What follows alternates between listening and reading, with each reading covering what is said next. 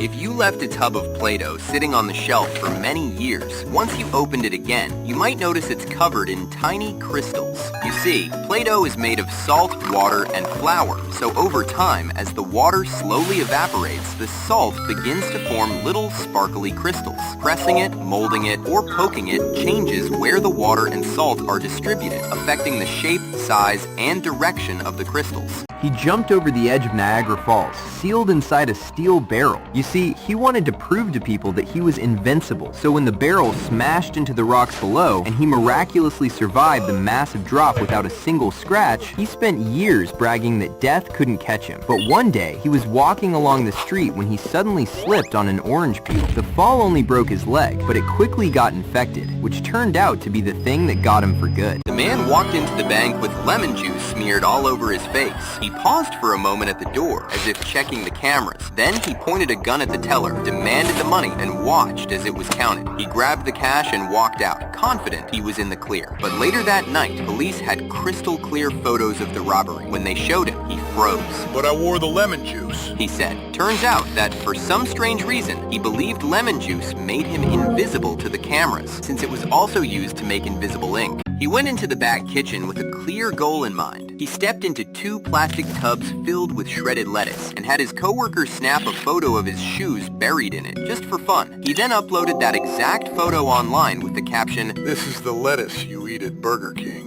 But what he didn't realize was that the picture he posted had the location he worked at embedded in its metadata. People tracked the exact restaurant within minutes. They then contacted the authorities, and the restaurant fired the employee immediately. A man was unusually angry because his McDonald's fries were cold and soggy. So after arguing and going crazy on the employees for a while, he did the logical thing and called the police over soggy fries, completely unaware that it would backfire on him very badly. After the police showed up and took his information, they found out there was a warrant out for his arrest relating to a murder case. But instead of arresting him on the spot, they pretended he was in the clear until backup arrived. As soon as he saw them closing in, he bolted out of there. He was quickly arrested. A woman went to the doctor because she suddenly couldn't understand what people were saying. She was an otherwise brilliant student, but her brain started to fail out of nowhere. Doctors scanned her head and found what they thought was a massive tumor buried deep inside. But when they cut her open to remove it, they didn't find cancer cells. They found a clump of bone, hair, and teeth. It turned out to be a malformed attempt at a second body that she had absorbed in the womb. It had traveled up to her brain and lived in her head for 26 years before it finally decided to start growing. Pieces of red meat started falling from the sky. The chunks were fresh, about the size of a hand, and people said they looked like beef. Some even tasted them, saying it might be lamb or deer. Others argued it wasn't even meat at all, but a clump of bacteria. And when some of the scientists of the time tested the samples, they discovered it was the muscles, cartilage, and lung tissues of possibly a horse or even a human. But the most accepted theory by experts is that a flock of vultures flying overhead had suddenly vomited mid-air, showering the ground below. As families were visiting the zoo, they began to notice something was slightly off with the zebras, almost as if they were sick or deformed. But as it turns out, it was much more embarrassing than just that. You see, getting a real African zebra would have cost them thousands of dollars because of strict shipping bans, and the zoo was desperate to draw a crowd. So they took 2 ordinary donkeys and carefully painted stripes on them using masking tape and hair dye. The disguise worked from a distance, but eventually, the melting paint, suspiciously long ears, and unmistakable sound gave it away. If you or an animal stepped into Lake Natron in Tanzania, you would eventually turn into a statue. First, the water's extreme alkalinity and heat would start burning your skin and eyes, and any exposed tissue would begin to deteriorate. But as the days pass, your body would dehydrate from the sun and the lake's high salt, drying out your muscles and skin. The minerals in the water would then begin to coat the surface of your body, hardening as they crystallize. And over the course of a few weeks, your calcified body would be frozen in time. They took the DNA of a spider and microscopically injected it into the embryo of a goat. That modified embryo was then placed into a surrogate mother, where it developed just like any normal goat. You see, scientists needed to find a way to harvest spider silk, which is as strong as steel. But they couldn't farm the spiders themselves because they would end up taking each other out. So they genetically engineered goats to carry the spider's silk-producing gene. Their milk would come out with the same proteins as spider silk, where they would then be collected, purified, and spun spun into a strong, lightweight fiber. She walked into Walmart holding a $1 million bill with a picture of the Statue of Liberty printed on it. She then filled her cart with groceries and electronics worth around $1,600, and when it was time to check out, she calmly handed the cashier the bill like it was nothing. When the cashier looked confused, she insisted it was real, and even had the audacity to ask for her $998,325 in change. The employees quietly called the police, and when they arrived, she told them she got the bills from her coin collector husband. She was quickly arrested. When someone in Ghana dies, they don't just put them in a coffin right away. Sometimes the body would first be embalmed, cleaned, and dressed as if they were alive. The family would then choose a theme that's based on the person's job or passion. Artists set up an entire scene with clothes, props, and a background. A barber might be posed in a chair with clippers, a taxi driver behind a fake wheel, and a teacher sitting at a desk. They could also make custom coffins, depending on what the person did or liked when they were alive. When it's time for the funeral, they treat it as a celebration rather than a tragedy. He chopped the head off the chicken,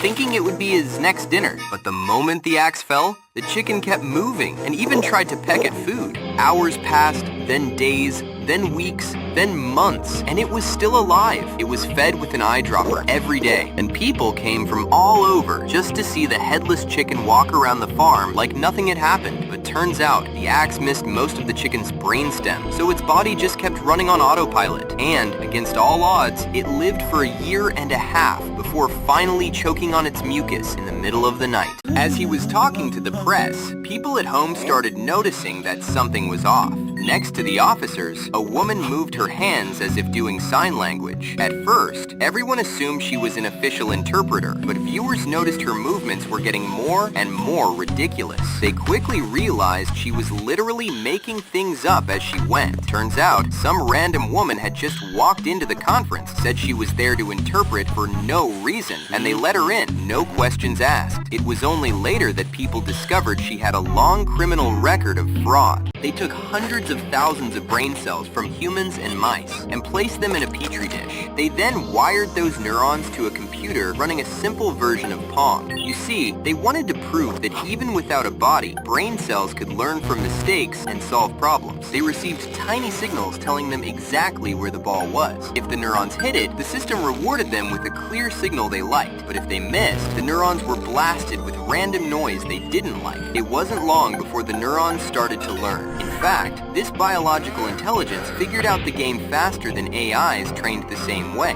A giant sunfish at an aquarium suddenly stopped eating for seemingly no reason. It just floated around, rubbing against the glass like something was wrong. The staff checked if it was sick, but found nothing. That's until one of them noticed something strange. The sunfish only started acting like this after the aquarium closed for renovations, when no one was coming to see it anymore. This meant it wasn't sick, it was just lonely. So the staff printed photos of people's faces, stuck them on uniforms, and placed them in front of the tank. The next day, the sunfish started waving its fins like it was happy to see them, and eating like never before. They passed a law that allowed parents to put children of any age younger than 18 up for adoption without facing any legal repercussions. You see, the law was meant for newborns, but its vague wording made it seem like the age limit was 18. So within months, more than 35 children and teenagers, many over 10, and some even as old as 17, were dropped off at hospitals. Not only that, but parents came from all over the country, crossing state lines just to use the loophole. And one father even dropped off 9 of his 10 children because raising so many overwhelmed him. The law was active for 4 months before they changed the age limit to 30 days. They would take a stray dog from the streets